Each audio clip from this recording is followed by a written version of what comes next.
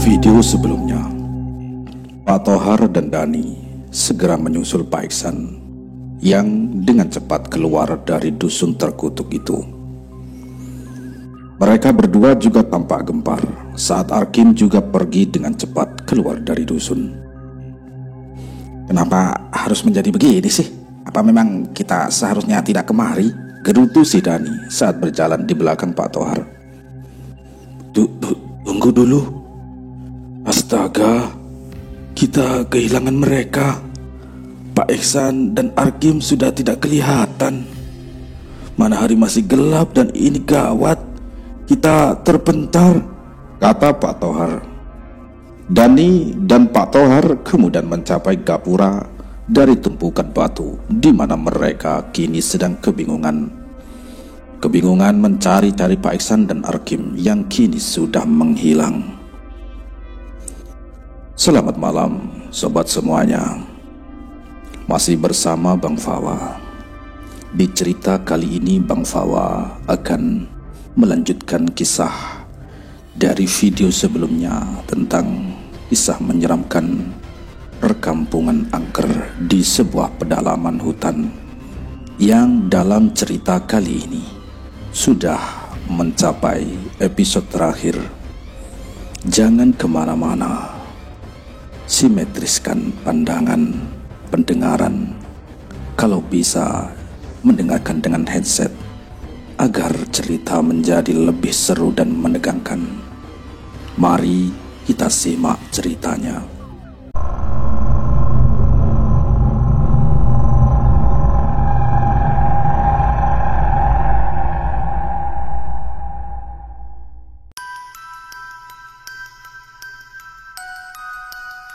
Sayup-sayup mereka mendengar suara seperti dengusan dari banyak makhluk yang diperkirakan berukuran sangat besar.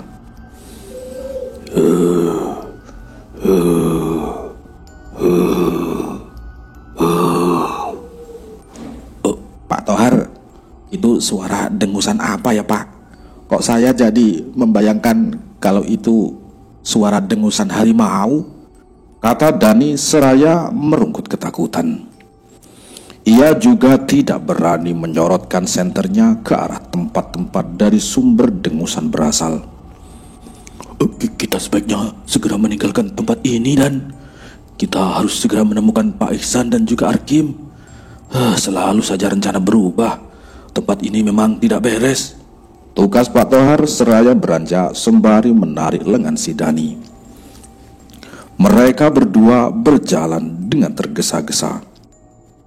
Sementara suara dengusan-dengusan tersebut semakin keras terdengar.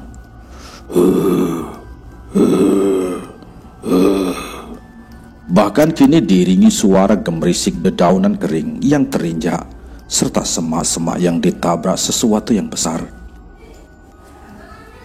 Kita harus lari dan, ucap Pak Tohar setengah terpekik saat melihat setidaknya dua pasang mata besar yang sedang melihat dengan garang ke arah mereka tepat beberapa meter di belakang.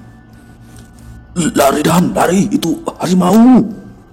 Bagi Pak Tohar seraya berlari sekencang mungkin diikuti Dani. Mereka berlari pontang-panting di dalam kegelapan dengan hanya cahaya senter yang menerangi jalan. Sementara kedua makhluk yang adalah sepasang harimau tersebut mengejar kedua orang tersebut dengan kecepatan yang pastinya tidak dapat ditandingi oleh manusia. Saat itu baik Pak Tohar maupun si Dani sudah pasrah jika harus berakhir di mulut kedua binatang buas itu. Apalagi salah satu di antara, yaitu Dani, tersandung akar pohon hingga terpelanting kemudian jatuh terguling-guling. Ketepuk, waduh, Dani! Pergi Pak Tohar seraya berbalik ke arah Dani dengan maksud hendak menolong pemuda itu. Namun sial, kedua harimau itu tinggal beberapa meter lagi mencapai mereka berdua. Iya Tuhan, ucap Pak Tohar. Pak Tohar saat menyaksikan kedua harimau tersebut melompat menerjang ke arah mereka berdua. Lakukan saja secepatnya, tanpa menyiksa kami, lakukan. Teriak Pak Tohar tiba-tiba sambil menyorotkan senternya ke wajah salah satu harimau itu. Mendadak, kedua harimau itu menghentikan terjangannya, kemudian mengaum dengan keras dan saling bersahutan di antara keduanya. Mereka terus mengaum, kemudian membungkuk seperti dua ekor kucing yang sedang bersiap untuk menerkam mangsanya.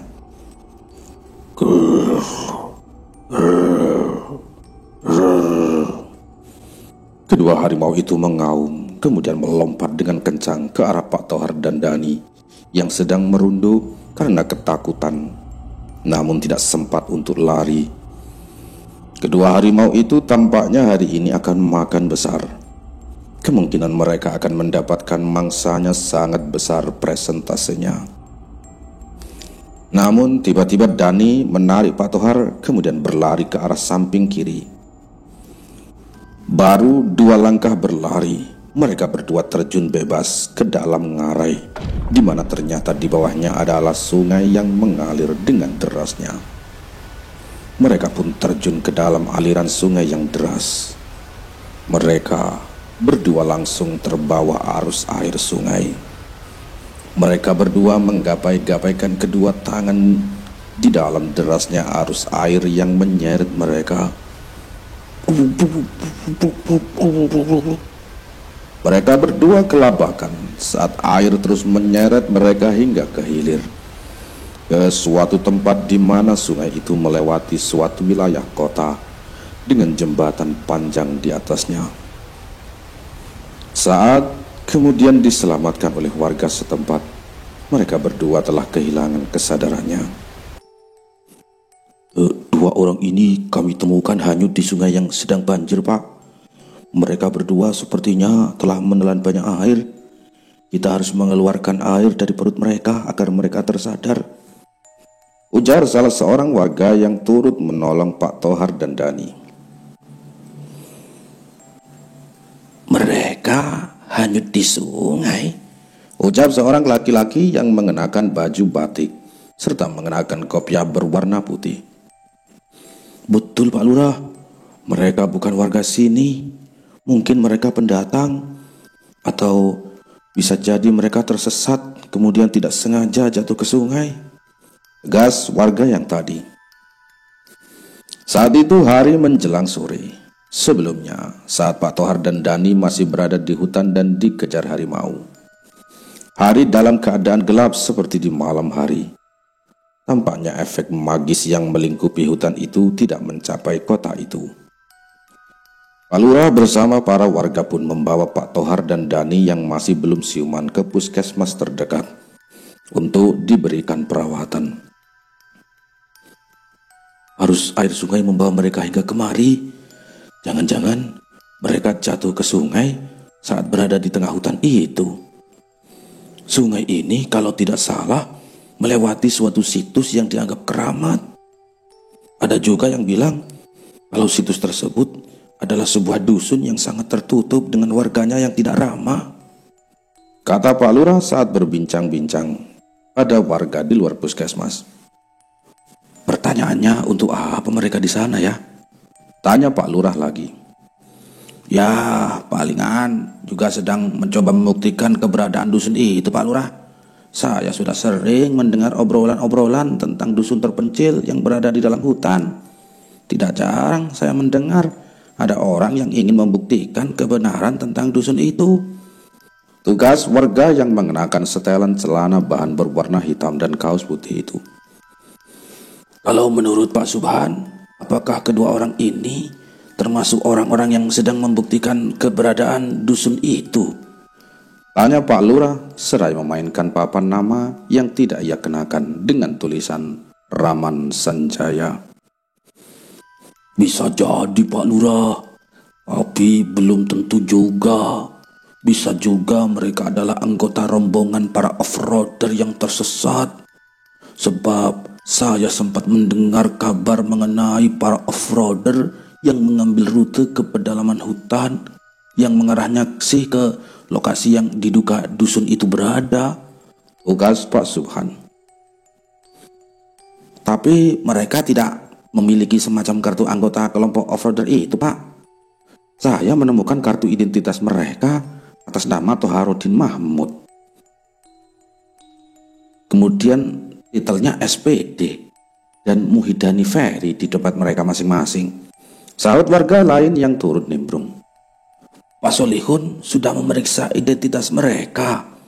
Syukurlah kalau sudah. Saya dari tadi mau menanyakan itu malah lupa lagi. Tugas Pak Lurah. Iya Pak Lurah, sudah saya periksa. Mereka berdua dari kota, lumayan jauh dari sini. Mungkin butuh setengah hari untuk ke sana dengan mobil. Tugas Pak Solihun.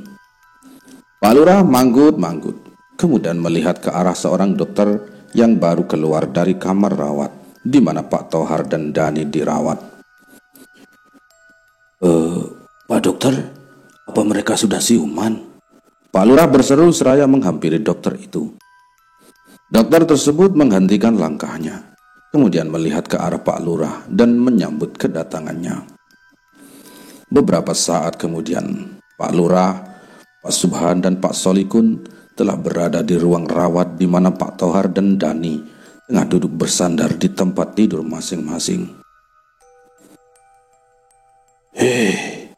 Benar-benar menakutkan, komentar Pak Lurah setelah mendengar cerita dari Pak Tohar. Lalu Pak Tohar dan Mas Dani tidak berhasil menemukan teman yang hilang begitu, lanjutnya. Kami datang ke sana untuk mencari teman kami yang telah hilang selama sebulan lebih ini. Alih-alih menemukan teman kami itu, justru kami harus kehilangan setidaknya 3 bahkan 4 rekan kami. Sekarang kami merasa bingung bagaimana caranya untuk menemukan mereka dan membawa mereka pulang. Tutur Pak Tohar seraya memijat-mijat betisnya yang terasa sakit. Pak Lurah manggut-manggut, kemudian menoleh ke arah Pak Subhan. Apa Bapak ingin menanyakan sesuatu kepada Pak Tohar ini, Pak? Misalnya ya soal dusun di pedalaman hutan. Tanya Pak Lurah pada Pak Subhan. Nah iya ya, Pak Tohar menemukan keberadaan dusun itu, ucap Pak Subhan. Pak Tohar tampak menoleh ke arah Dani, seolah ingin meminta persetujuan. Apakah ia boleh menceritakan soal penemuan dusun di pedalaman hutan itu? Sementara Dani hanya mengendikkan bahu, seolah tidak tahu apakah dia setuju atau tidak. Pak Tohar pun memutuskan untuk menceritakan soal dusun tersebut.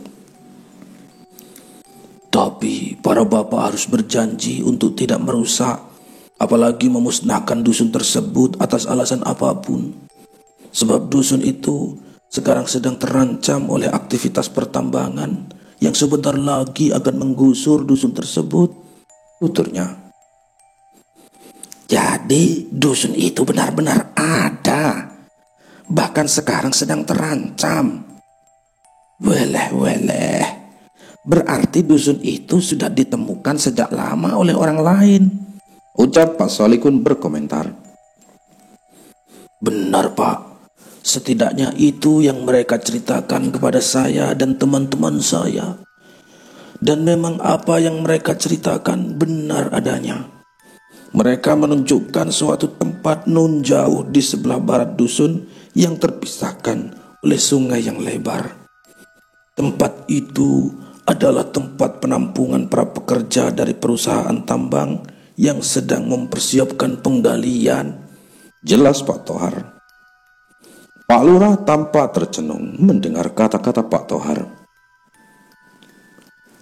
Lalu, apa mereka dapat berbicara bahasa Indonesia seperti kita ya Pak? Ucap Pak Lurah. Ya tidak semuanya Pak. Awalnya seorang warga yang menggunakan isyarat pada saya mengenai dusun itu. Kemudian kepala dusun tersebut keluar menemui kami dan ia ternyata bisa berbahasa Indonesia.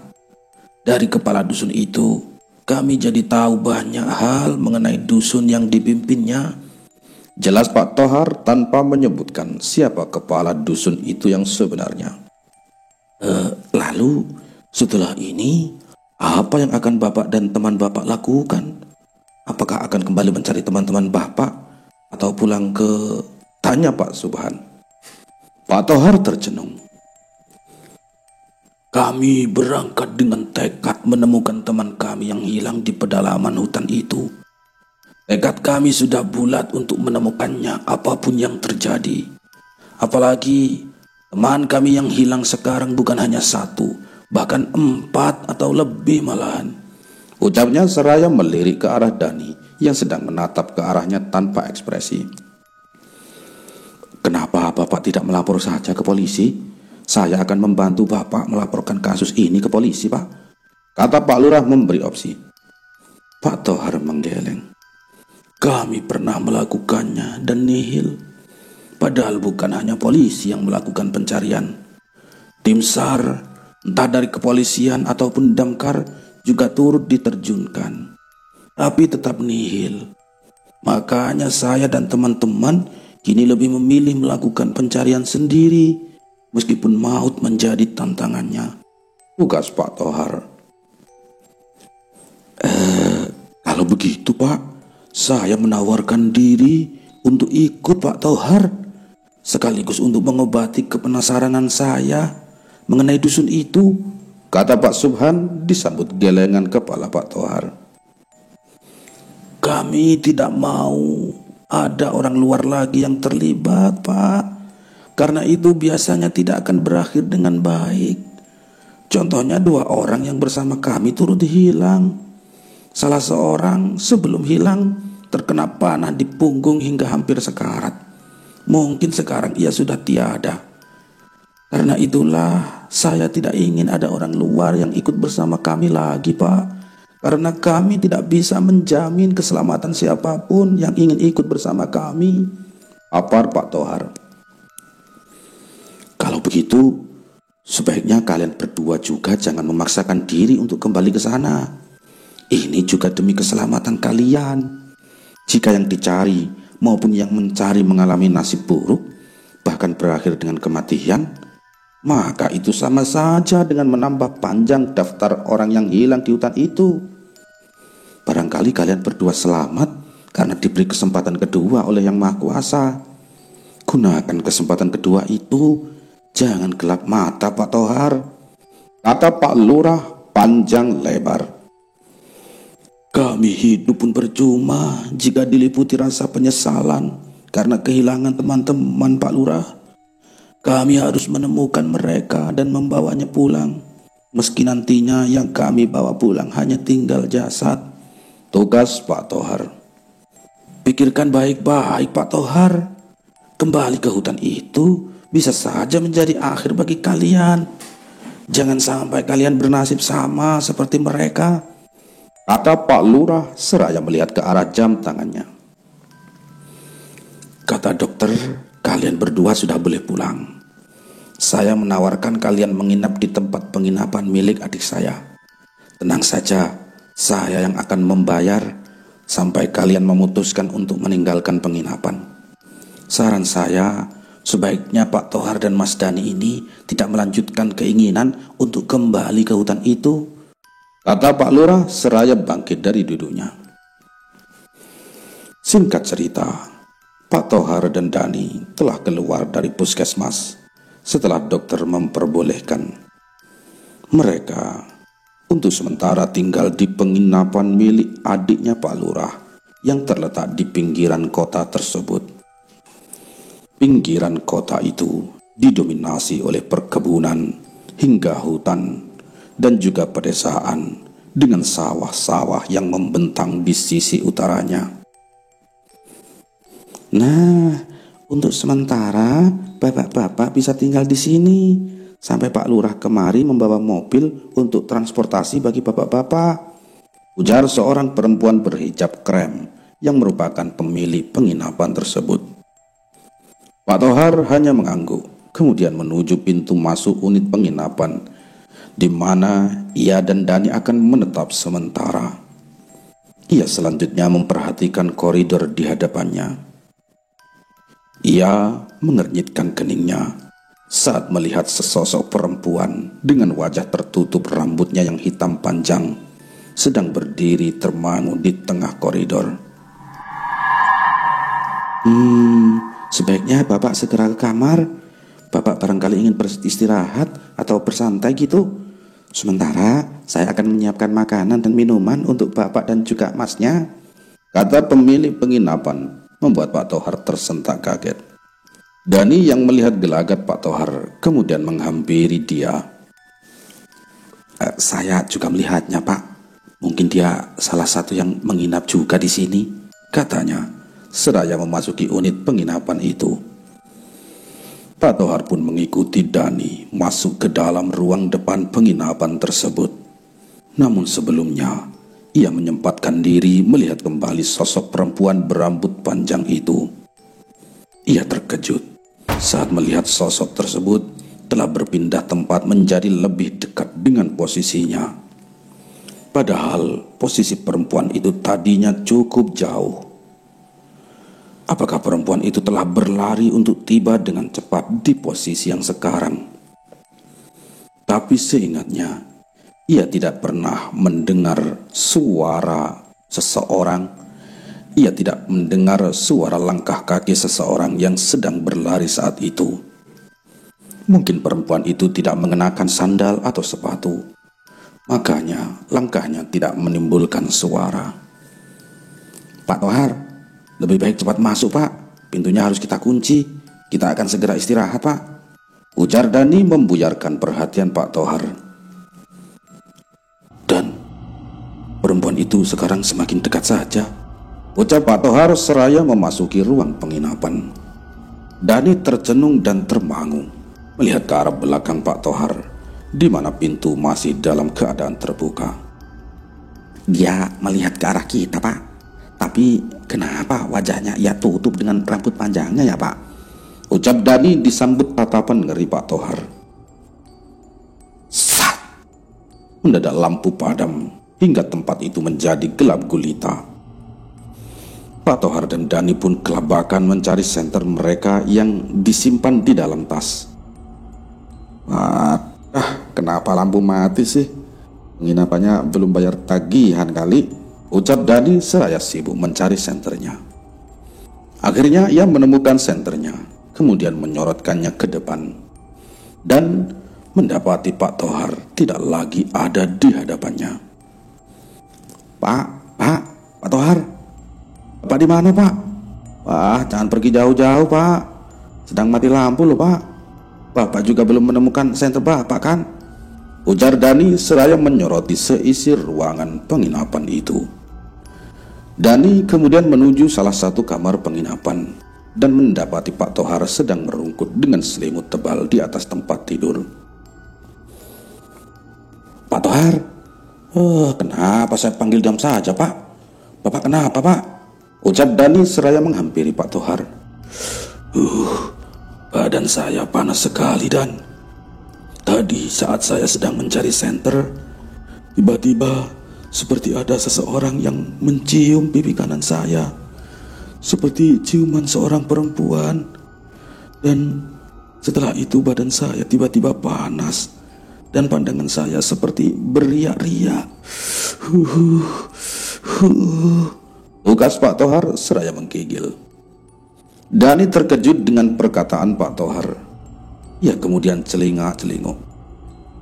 Apa dia pelakunya ya? Gumamnya saat teringat dengan sosok perempuan berambut panjang itu. Ini tidak beres. Kenapa Pak Lurah menyuruh kita menginap di sini? Tahu begini, lebih baik kita mencari tempat penginapan yang lain yang berada di dalam kota, kata Dani dengan jengkel. Penginapan ini sepertinya kurang peminat. Dan apa kamu tidak melihat hampir tidak ada orang yang terlihat di area penginapan ini? Hanya si mbak-mbak itu, adiknya Pak Lurah itu, dan perempuan itu. Tugas Pak Tohar masih dalam keadaan menggigil. Perempuan itu, Pak Tohar, sepertinya dia yang menciummu. Tapi saya berani bertaruh, Pak, kalau dia bukan manusia, kata Dani seraya bergidik saat semilir angin berhembus meniup tengkuknya. Aduh, saya lupa belum menutup pintu dan menguncinya, Pak. Saya mau menutup pintunya dulu. Lanjutnya seraya bergegas ke ruangan depan untuk selanjutnya menuju pintu yang masih terbuka. Ia kemudian menyoroti pintu tersebut.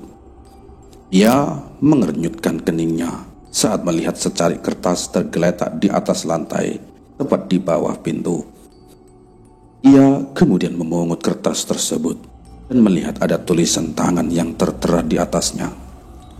Dan ini Sulman, tolong saya sedang dikurung di bawah tanah perkampungan tengah hutan.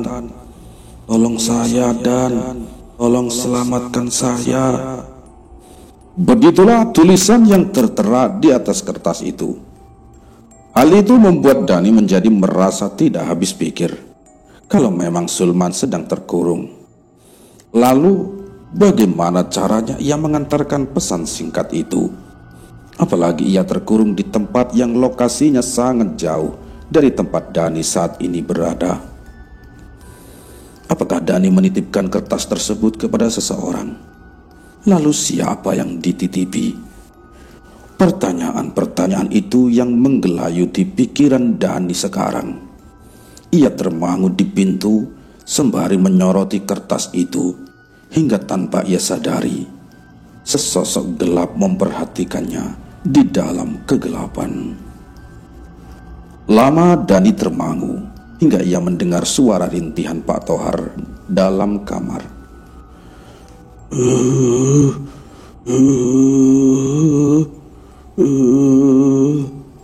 Pak Tohar, ucap Dani saat lamunannya buyar. Ia kemudian segera bergegas ke dalam kamar dan mendapati laki-laki itu sedang kejang-kejang seperti orang yang sedang ayanan atau epilepsi. Pak Tohar, apa yang terjadi Pak? Bapak kenapa Pak? Dani sebisa mungkin menolong laki-laki yang kini mulutnya berbusa sembari tubuhnya kejang-kejang. Dani panik bukan kepalang saat menyaksikan Pak Tohar mengalami hal demikian. Apalagi suara erangannya seperti bercampur dengan suara besar yang serak menggelegar. Pak Tohar, Pak, sadar Pak, saya akan mencoba memanggil dokter ya Pak, ucap Dani dalam kepanikannya seraya menyambar pesawat telepon. Kemudian ia tersadar jika itu tidak dapat digunakan karena listrik sedang mati. Sial, makinya seraya membanting pesawat telepon itu. Sementara Pak Tohar masih mengalami kejang-kejang hingga hampir 1 jam. Kemudian tubuh laki-laki tersebut terkulai lemah hingga hampir jatuh ke lantai. Pak Tohar. Dani memeriksa denyut nadi Pak Tohar, juga memeriksa denyut jantungnya. Dani tertegun saat menyadari kalau jantung laki-laki tersebut sudah tidak lagi berdetak. Dani hanya bisa berucap seraya menggelengkan kepalanya dengan perasaan pilu. Ia tidak menyangka akan ditinggalkan Pak Tohar untuk selamanya di tempat yang sama sekali asing itu. Ia kemudian mengusap wajah jasad Pak Tohar seraya berdoa dalam hati. Setelah itu, ia keluar untuk mencari bantuan. Yang pertama kali ia lakukan adalah pergi ke bangunan yang merupakan tempat tinggal atau mungkin semacam kantor bagi pemilik penginapan. Permisi Mbak Imas. Mbak, apakah Mbak Imas ada di dalam? Ucap Dani seraya mengetuk pintu dengan perasaan was-was. Tidak ada jawaban. Sunyi, senyap, dan juga gelap di bangunan tersebut. Tidak terlihat cahaya sedikit pun di dalamnya. Dani telah menyoroti setiap jengkal bangunan itu, termasuk menyoroti jendela yang kebetulan beberapa di antaranya gordennya dalam kondisi terbuka. Meski ia merasa tidak enak, ia sorotkan senter ke dalam ruangan melalui kaca jendela tersebut. Dan sesosok pocong menampakkan diri tepat di balik jendela. Hah? Dani terlonjak kaget. Ia kemudian mundur sembari tetap menyorotkan senternya. Kenapa bisa ada pocong di dalam kantor Mbak Iye masih? Lalu kemana gerangan ia? Ucap Dani kemudian meninggalkan tempat itu dengan tergesa-gesa. Ia pergi menuju pintu gerbang dengan harapan menemukan orang yang dapat dimintai bantuan. Saat mencapai pintu gerbang, ia mengernyitkan keningnya saat melihat di depan pintu gerbang itu tidak ada jalan sama sekali. Padahal seingatnya saat baru tiba di penginapan tersebut pada beberapa jam yang lalu, terdapat jalan aspal yang ramai dilewati kendaraan maupun para pejalan kaki. Tapi kini di depan pintu gerbang hanya semak belukar yang terlihat, serta beberapa batang pohon yang tinggi. Aneh sekali ya. Kenapa di sini jadi seperti ini? Apa aku sedang bermimpi? Tidak. Aku masih bisa merasakan hembusan angin yang semilir di sini. Gumamnya dengan bingung. Ia kemudian menyorotkan senternya ke arah batang pepohonan itu. Dan ia terkejut saat melihat barisan rumah-rumah sederhana beratapkan daun ilalang ataupun daun rumbia atau nipah. Rumah-rumah itu pun mengingatkannya pada rumah-rumah di dusun angker, di mana sebelumnya ia hampir menemui ajal di tangan para penduduknya. Saat melihat pemandangan ganjil tersebut, Dani segera berbalik, hendak kembali ke penginapan tersebut. Namun, ia terperanjat saat melihat pintu gerbang penginapan telah berubah menjadi gapura yang terbuat dari tumpukan batu kali, yang bahkan diantaranya terdapat tengkorak manusia dengan muka menghadap ke arahnya. Dani terkejut bukan main dengan apa yang dilihatnya itu. Ia merasa seperti sedang bermimpi. Namun ia menyangkalnya kalau yang ia alami saat ini adalah mimpi. Sebab ia dapat merasakan sakit ketika sesuatu menancap di punggungnya. Itu adalah sebatang anak panah. Segera setelah terkena anak panah tersebut, Dani merasakan kesadarannya mulai memudar. Namun, ia berusaha untuk tidak kehilangan kesadarannya. Oleh karenanya, ia dapat melihat lusinan manusia berpenampilan semi telanjang mendatanginya, kemudian menangkapnya dan menyeretnya menuju sebuah tempat yang mirip dengan altar pemujaan. Tempat yang mirip dengan altar pemujaan tersebut berukuran 2 kali lipat besarnya dari altar biasa. Di depan altar tersebut terlihat beberapa orang yang tampaknya adalah pendetanya atau dukunnya. Di hadapan mereka terlihat beberapa orang laki-laki dan perempuan yang terikat ke tiang pancang. Dan Dani mengenal beberapa di antaranya. Itu adalah Arkim dan Cayut. Keduanya tampak dalam keadaan tidak sadarkan diri dengan tubuh berlumuran darah. Dani pun diikat bersama dengan Arkim dan Cayut di tiang pancang yang berdampingan. Tak lama, salah seorang yang membawa Dani ke tempat itu berbicara dalam bahasa yang sangat asing bagi Dani. Saat itu, Dani dalam keadaan setengah sadar. Meski begitu, ia berpura-pura tidak sadarkan diri dengan cara terkulai di depan tiang pancang. Sesekali ia memicingkan sebelah matanya. Ia melihat orang yang tadi berbicara tersebut sedang berjalan ke arahnya sembari menenteng sebilah parang. Ia tampaknya akan mengeksekusi Dani lebih dahulu. Apa kali ini aku akan benar-benar mati, tidak seperti sebelumnya? Ucap Dani dalam hati. Ia berpikir bahwa perjalanannya akan berakhir malam ini di tangan penduduk dusun angker itu. Apalagi ia melihat orang tersebut mengangkat parangnya, kemudian menebaskannya ke lehernya dengan cepat. Dani! Tiba-tiba terdengar suara seseorang berteriak dari arah pintu masuk menuju altar besar itu. Teriakan itu rupanya membuat sang eksekutor menghentikan tebasannya tepat saat mata parang hampir mencapai tengkuk Dani. Dani dapat melihat siapa yang berteriak. Sulman? Ucapnya pelan. Ia menyaksikan laki-laki berbadan gempal itu tengah digiring dengan kedua tangan terikat ke belakang.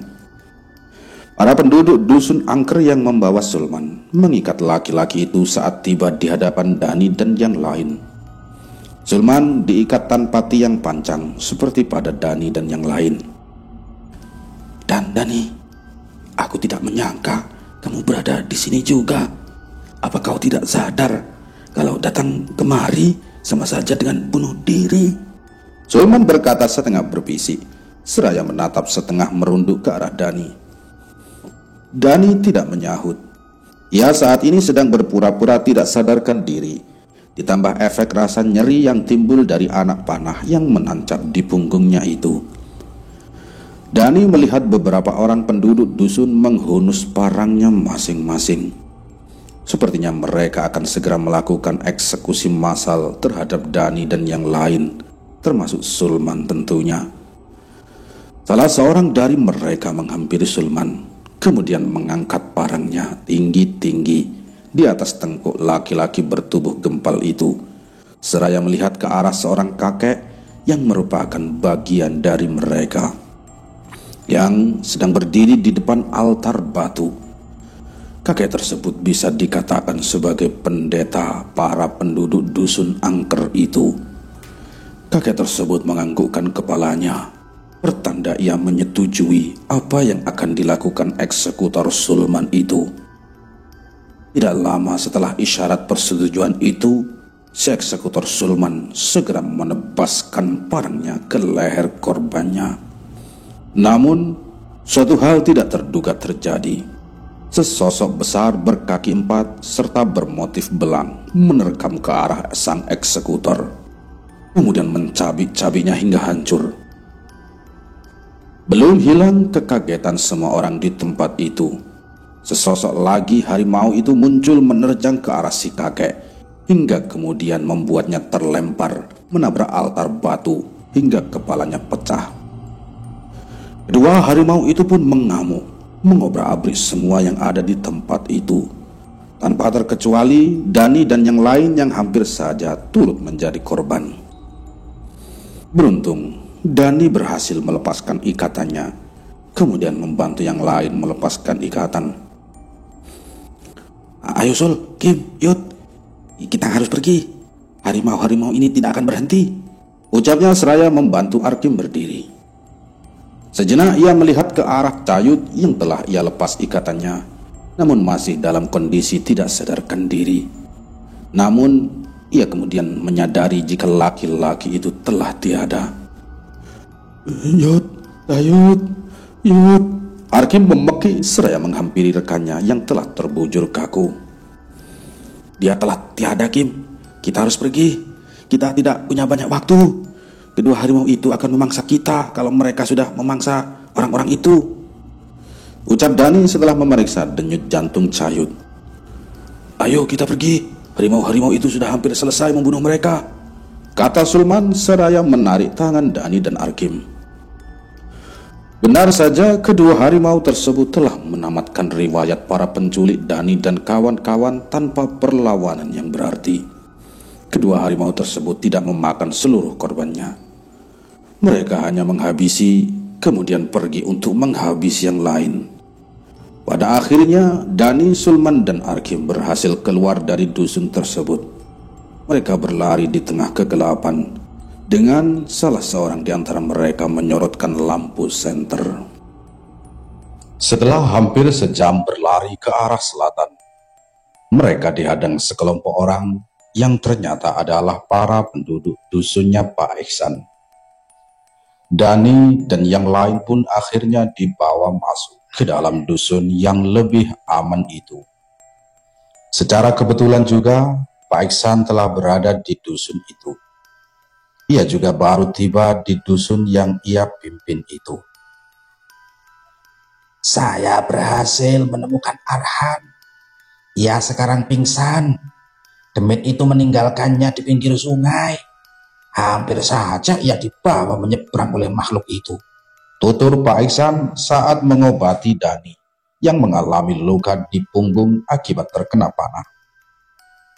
Tapi saya tidak menemukan gadis itu.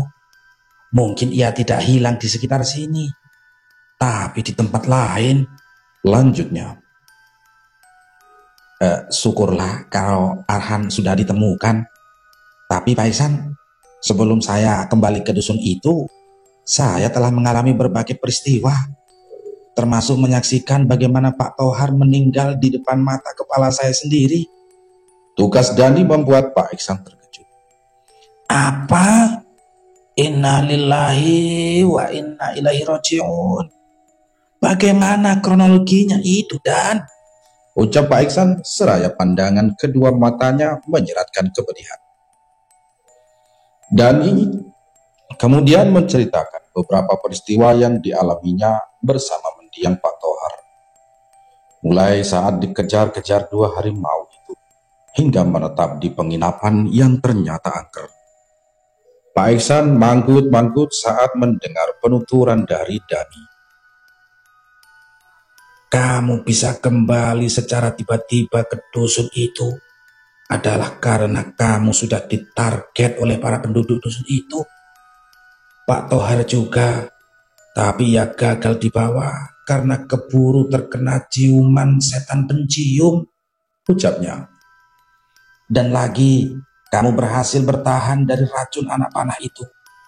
Sepertinya racun yang dioleskan ke anak panah itu tidak berdosis tinggi. Setan pencium, Pak. Sulman mengernyitkan dahi. Aku sudah pernah melihatnya, Sul. Tadinya aku pikir itu seorang perempuan yang sedang menyewa kamar penginapan di sana.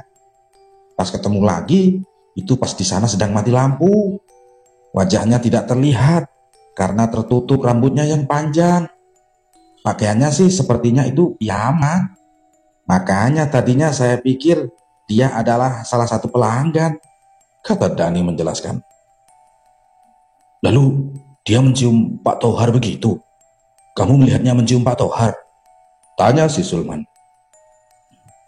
Pak Tohar yang bilang kalau ia merasa seperti habis ada yang mencium, tepat di pipi kanannya. Ia mengatakan itu saat ia sedang terbaring menggigil di dalam kamar penginapan. Tugas Dani seraya menoleh ke arah Arkim yang sedang duduk sambil memeluk kedua lututnya. Ia telah kehilangan orang-orang terdekatnya. Tapi perasaan dendamnya pada para penduduk dusun itu sudah seharusnya ia lupakan. Sebab sebagian besar dari mereka telah mati terbunuh oleh serangan 2 harimau. Kata Pak Iksan. Besoknya kemudian, Dani beserta Pak Iksan dan yang lainnya pergi ke kota, di mana sebelumnya Dani dan Pak Tohar diselamatkan warga kota tersebut. Mereka ke sana untuk mencari kabar mengenai mendiang Pak Tohar yang secara tidak sengaja ditinggalkan oleh Dani. Di tempat terakhir ia terbaring kaku. Sesampainya di sana, Kami sudah memulangkan jenazah Pak Tohar. Bahkan Pak Lurah turut serta mengantarkan hingga ke rumah mendiang, kata salah seorang warga yang pernah Dani lihat sebelumnya, namun ia tidak tahu namanya. Apa Pak Subhan dan Pak Solikun juga turut mengantar ya, Pak? Tanya Dani dengan penasaran. Oh iya, mereka juga turut serta, jawab warga itu. Akhirnya Dani dan yang lain pun pulang ke kota asal mereka tinggal. Arkim pun turut ikut serta karena tempat tinggalnya tidak begitu jauh dari kota di mana Dani, Sulman, dan Pak Iksan tinggal. Saya tidak menyangka seorang kepala dusun terpencil suka menyamar menjadi masyarakat biasa di tempat lain, ucap Sulman ketika berada di dalam mobil elep yang mereka tumpangi. Ya. Pak Iksan hanya terkekeh tanpa menjawab perkataan Sulman. Sesampainya di kota tujuan, mereka langsung menuju rumah Pak Tohar dan mendapati tenda besar berwarna biru dengan alas dari papan untuk tempat duduk para pentakziah. Saya tidak tahu Kalau tempat penginapan milik adik saya itu angker, pantas saja susah mendapatkan pelanggan. Lokasi yang di luar kota ternyata bukan satu-satunya penyebab. Saya juga sangat meminta maaf atas kelalaian saya sehingga menyebabkan Pak Tohar meninggal. Tutur Pak Lurah saat Dani dan yang lain telah berada di hadapannya. Awalnya saya menawarkan menginap di sana dengan gratis pada kalian untuk menarik pelanggan agar berdatangan ke penginapan milik adik saya. Tapi yang terjadi justru adalah hal mengerikan. Penginapan itu memakan korban, tambahnya seraya menatap di kejauhan. Semua sudah terjadi, Pak. Teman-teman saya berhasil menemukan Sulman, tapi justru malah kehilangan Pak Tohar. Kami juga tidak berhasil menemukan gadis itu. Tugas Pak Ihsan. Saya melihat gadis itu, suatu nenek itu membawa saya, Pak Ihsan. Saat itu saya dalam kondisi setengah sadar, Ujar Arhan tiba-tiba. Pak Ihsan mengernyitkan dahi. Di mana itu, Han? Ucapnya. Situs pertambangan yang berada di seberang sungai itu, Pak. Saat itu si nenek menggunakan kemampuan melihat jarak jauhnya, dan saya pun turut dapat melihat ke sana. Awalnya nenek itu hendak membawa saya menyeberang menuju ke sana, namun keburu ketemu sama bapak. Tugas si Arhan.